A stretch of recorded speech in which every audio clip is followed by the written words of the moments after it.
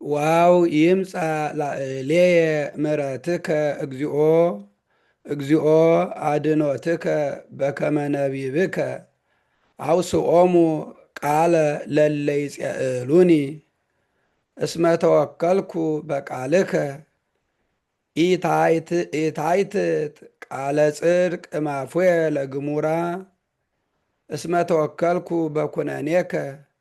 ወአአቅብ ሕገከ በኩሉ ጊዜ